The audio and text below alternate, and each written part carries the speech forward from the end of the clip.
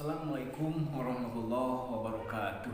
Berjumpa kembali di vlog saya, Generatif Channel.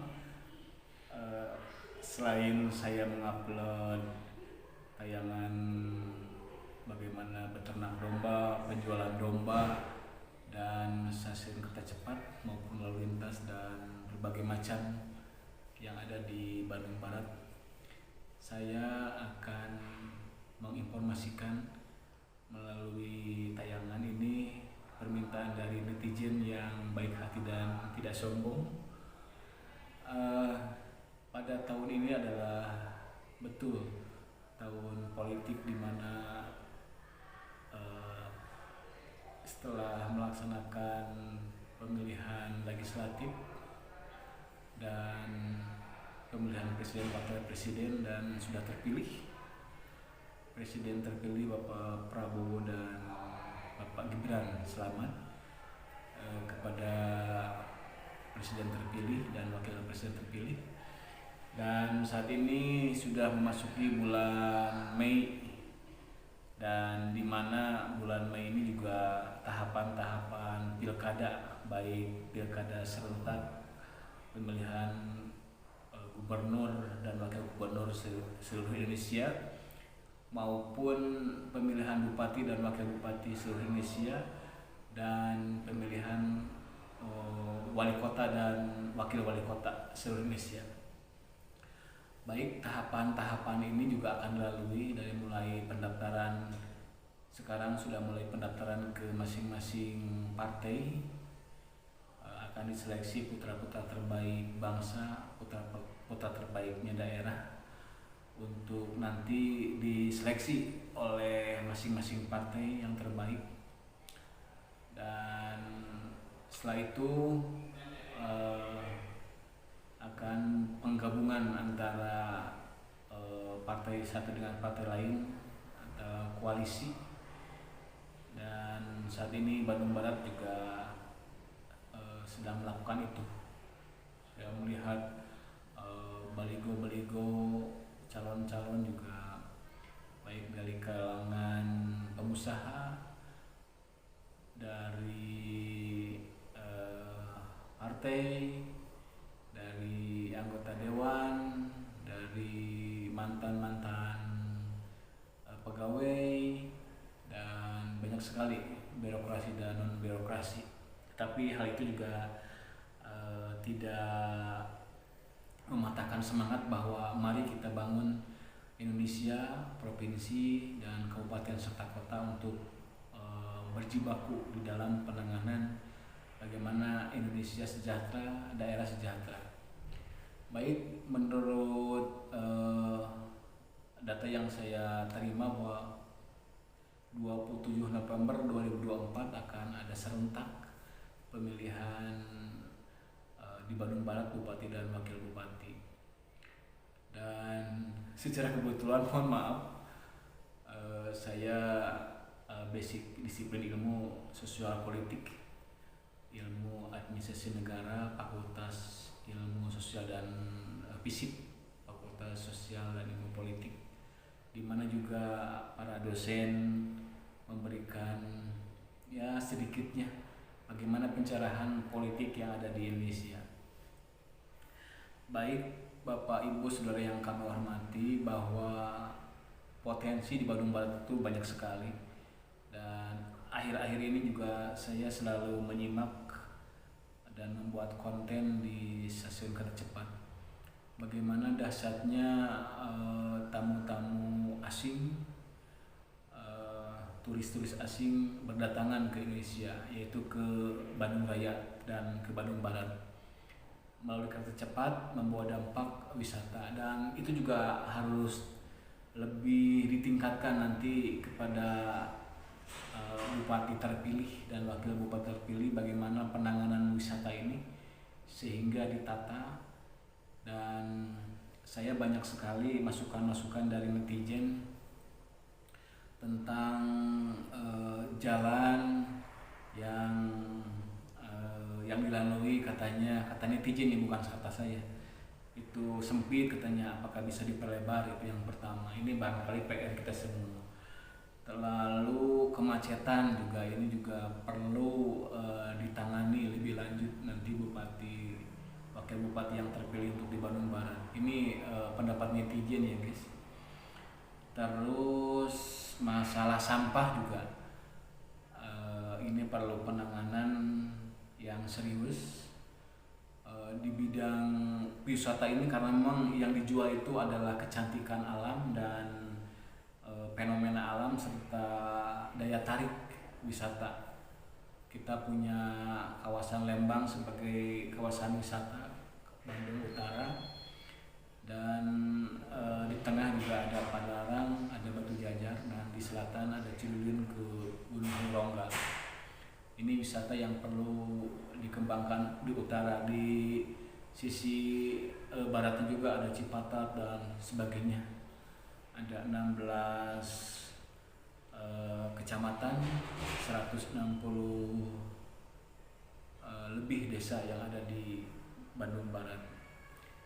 Nah, mungkin kedepannya bisa saja untuk tata kota yang ada di Bandung Barat, untuk Padalarang, Batu Jajar itu bisa jadi kawasan perkotaan dan menjadi beberapa seperti Kertamoya, Kertajaya itu bisa jadi kelurahan, karena memang kepadatan penduduk juga sangat serius di Padalarang ini.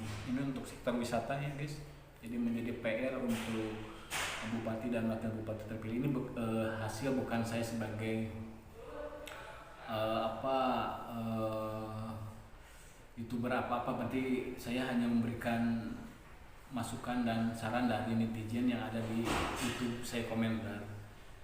Lalu tentang itulah tentang kemacetan, terus jalan, kabel-kabel yang paku ranteng, terus kurang bersih katanya tempat yang dilalui ke wisata. Itu bukan pendapat saya, pendapat netizen. Kalau nggak percaya silakan buka di YouTube saya. Lalu juga yang lebih seriusnya lagi adalah tentang pengangguran yang ada di Bandung Barat. Bagaimana ledakan penduduk yang begitu dahsyat, hampir 1,6 juta gitu penduduk Bandung Barat, yang notabene adalah masa usia produktif untuk bekerja, dan pabrik-pabrik yang ada di Bandung Barat ini tidak bisa semua menampung. Yang barangkali tugas bupati dan wakil bupati adalah bagaimana menciptakan peluang-peluang usaha. Apakah ada semacam pelatihan kepada yang menganggur, sehingga tidak hanya berpaku sebagai pegawai negeri, tentara, polisi, atau kepabrikan atau apa. Dan daya tampung itu juga tidak semuanya bisa tertampung. Ini bisa disalurkan kepada di luar ya berwisata lah, bukan berwisata, berwira swasta. Terus itu saya hanya menyoroti tentang bagaimana ke depan Bandung Barat itu dikelola dengan baik. Kalaulah saya hanya beberapa masyarakat yang selalu komen di saya tentang bagaimana integritas suatu pemimpin itu diemban dan akan menjadi ditonton oleh semua pihak, jutaan penduduk yang ada di Bandung Barat, untuk bagaimana amanah tidak di dalam pengelolaan hal tersebut. Saya tidak bisa memberikan detail. Bapak Ibu sudah juga paham bahwa di dalam teori politik, pelaksanaan politik kadang-kadang patojaiyah atau tidak sebanding dengan apa yang di teori. Lalu juga pihak-pihak partai juga akan nanti selektif bagaimana calon-calon pemimpin terbaik ini, karena memang godaan untuk sebagai pemimpin itu banyak sekali guys. Saya sendiri juga mau sebetulnya, Tapi apa daya, karena memang saya pernah lihat tontonan di YouTube maupun media lainnya bahwa ketika ada sang calon, nggak tahu apakah calon bupati atau gubernur atau siapa, datang kepada beliau, Pak Prabowo, kamu punya uang berapa? Kata Prabowo, saya tidak menanyakan kamu pendidikannya apa, mau S1, mau S2, S3, saya tidak peduli. Saya tidak tahu bahwa karir kamu apa, dari mana kamu lahirkan dan sebagainya, tetapi kamu punya uang berapa. Itu barangkali saya menyimak secara politis bahwa di dalam ilmu komunikasi juga hal ini juga sangat jelas bahwa ketika pemimpin itu sudah mapan di dalam sandang pangan maupun papan, dia akan konsen terhadap bagaimana pemikiran masyarakat. Jadi tidak tergoda hal-hal yang tidak diinginkan dan tabu atau jelek untuk karir kedepannya. Saya tidak bisa mengeneral bahwa semua orang pemimpin jelek, tapi banyak sekali juga pemimpin yang baik di dalam amanah. Kalau seperti saya sering melihat di YouTube bahwa seperti bupati, wali kota, gubernur yang ada di Kalimantan, kan mereka adalah sebagai pengusaha tambang, apakah batu bara, timah dan tembaga dan sebagainya. Beliau ini sudah kaya raya, dia menjadi pemimpin sehingga dia fokus dan mampu untuk fokus kepada bagaimana kepentingan masyarakat. Nah, jadi kekuasaan itu akan bisa mendatangkan kemadharatan dan bisa membawa kecelakaan, seperti pisau saja. Di dalam ilmu politik juga seperti pisau bisa dipergunakan untuk nyiksik bawang, bisa di dapur berteman dengan seorang ibu-ibu rumah tangga yang sedang masak, bisa juga dipergunakan oleh yang tidak bertanggung jawab untuk bunuh, untuk dan lain sebagainya. Jadi ada positif negatif. Di dalam politik juga hal itu bisa terjadi karena memang godaan-godaan syahwat dari politik ini juga harus kuat di dalam integritas.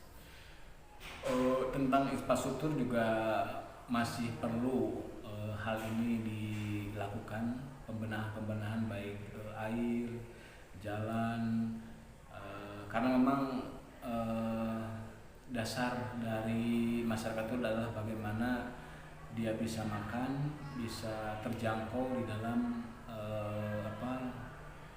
daya beli masyarakat, termasuk harga beras, harga minyak, telur dan sebagainya. Jadi kebutuhan dasar pendidikan, kesehatan dan infrastruktur itu sangat menentukan. Dan saya kemarin juga membuat konten di beberapa yang sedang panen. Bagaimana bisa tidak kalau harga pupuk ini terjangkau, murah. Selain murah juga cepat didapatkan. Itu juga sangat bukan saya yang memberi statement, tetapi netizen atau petani langsung. Saya langsung membuat konten ke masyarakat bagaimana pupuk cepat didapat, ada di pasaran, ada di toko-toko dan sebagainya, serta murah begitu. Lalu apa lagi ya yang perlu disiapkan? Oh iya, memang saya tidak bisa menggurui karena memang ada yang seumur saya, ada yang di atas saya, calon-calon sekarang yang sebetulnya kita sudah lihat di baligo-baligo yang dari mulai Lembang sampai Rongga, dari arah Cipatat sampai ke arah perbatasan Cimahi, kita sudah melihat bagaimana calon-calon yang baru bakal calon, dan saya sebagai YouTuber, sebagai orang pernah kuliah di ilmu sosial dan politik, bagaimana hal itu didapat, tidak peduli apakah dia SMA, S1, S2, S3, tetapi bagaimana dia mampu untuk menciptakan kesejahteraan bagi masyarakatnya. Itu saja barangkali guys, dan masih ada waktu lah untuk Mei, Juni, Juli, Agustus, September, Oktober. Ini tinggal 6 bulan lagi kita akan melalui tahapan-tahapan pilkada yang ada di Bandung Barat. Dan setelah saya baca di beberapa referensi yang sebelum saya tayang ini, dan ternyata memang hampir seluruh provinsi, kabupaten, kota, dan Indonesia akan melakukan pilkada. Ini barangkali guys yang harus dibayar mahal oleh masyarakat. Bagaimanapun pesta politik pilkada tinggal di hadapan kita, mari kita sukseskan. Dan tentang bagaimana pengelolaan air, baik banjir maupun longsor, bencana, dan untuk di Bandung Barat ini juga potensi banjir tidak terlalu signifikan, tetapi untuk bencana longsor dan sebagainya juga ini patut di manage. Dan kita punya sesar Lembang yang ya perlu kewaspadaan semua pihak. Kita pendapatan kita dari PAD pariwisata di Lembang terdiri dari Cisarua, Parongpong, Lembang, kawasan Bandung Utara. Dan lagi-lagi juga saya selalu, baik netizen maupun dari kota Bandung maupun Cimahi, selalu menginginkan bahwa kawasan Bandung Utara ini dimanage sehingga tidak membawa dampak banjir, erosi maupun sampah limbah ke kota Bandung. Lalu tentang kotoran hewan yang selalu dibuang ke sungai juga ini menjadi perhatian kita semua, termasuk juga nanti pemimpin-pemimpin bupati dan wakil bupati. Lalu apalagi ya yang saya tidak hanya menggurui, tapi bagaimanapun juga saya sebagai warga Padalarang, Bandung Barat juga harus bisa menciptakan bagaimana calon-calon pemimpin ke depan ini lebih bisa membuka peluang investor asing di Bandung Barat ini. Untuk kereta cepat ini juga banyak berdatangan investor-investor asing yang akan menginvestasikan di Bandung Barat ini. Kita punya potensi tenaga kerja yang banyak, alam yang melimpah, air yang cukup, dan kita punya di utara, tengah, dan selatan ini saling ini.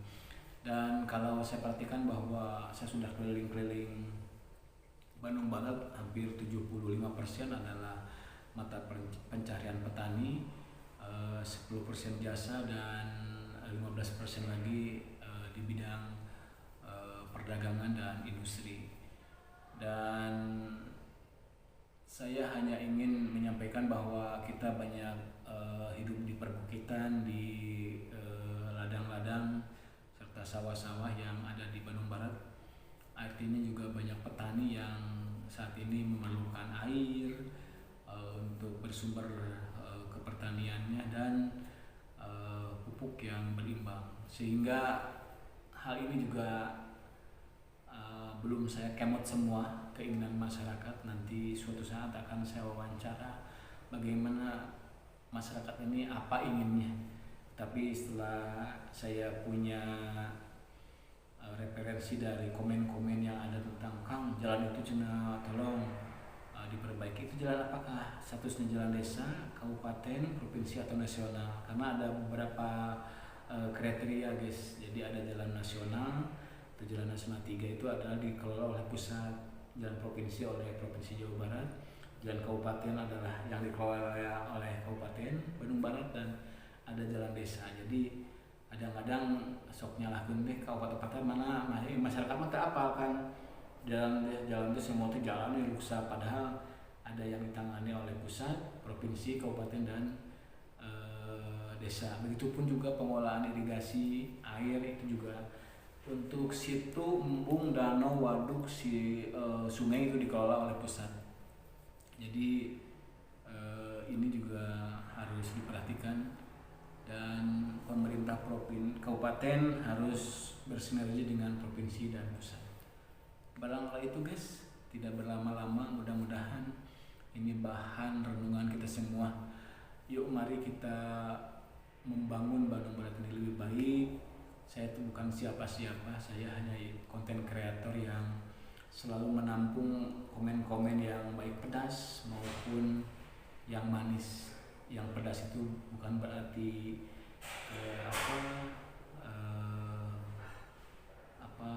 jelek, tetapi dia bagaikan obat yang pahit tetapi nanti sehat.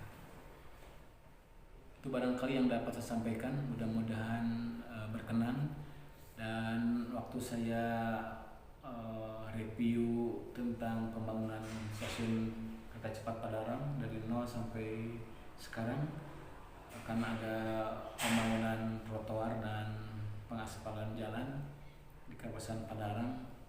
Banyak sekali yang komen tentang Om, Bang, katanya kotor, katanya Padalarang. Ya memang begitu adanya, dan itu juga menjadi sorotan. Dan semoga yang pihak-pihak yang ngomong kotor, kumuh di komentar itu hanya menjadi feel, walaupun pahit, tetapi bagaimana ke depan ini. Kita baru 2007 guys, Bandung Barat ini berdiri, jadi perlu terus inovasi dan bahu-membahu, tidak hanya di pundak Bupati Wakil, Sekretaris Daerah, dan asisten kepala dinas dan beberapa orang pegawai negeri ASN, tapi semua pihak harus saling bahu-membahu. Tapi leadership manajerial tetap ada di pimpinan Bupati dan Wakil Bupati, karena Bupati adalah sebagai pembina ASN, sebagai decision maker, dan sebagai pengambil kebijakan politik. Saya selalu menyampaikan kepada media dan forum-forum di Jawa Barat maupun di nasional, kebijakan pembangunan adalah kebijakan politik. Politik pembangunan adalah hak prerogatif setiap politikus, dan bagaimanapun juga politik bisa membawa kesejahteraan bagi kita semua. Terima kasih atas perhatiannya. Saya Jenlatif Channel mengucapkan semoga pilkada yang ada di Bandung Barat aman dan nyaman. Semoga membawa para pemilih yang sekarang akan menjadi pemilih zilenial yang muda-muda akan memilih Bapak Ibu Saudara yang akan dicalonkan. Mudah-mudahan berkenan dan terpilih menjadi bupati wakil bupati yang amanah, membawa Bandung Barat yang lebih baik. Terima kasih. Wassalamualaikum warahmatullahi wabarakatuh.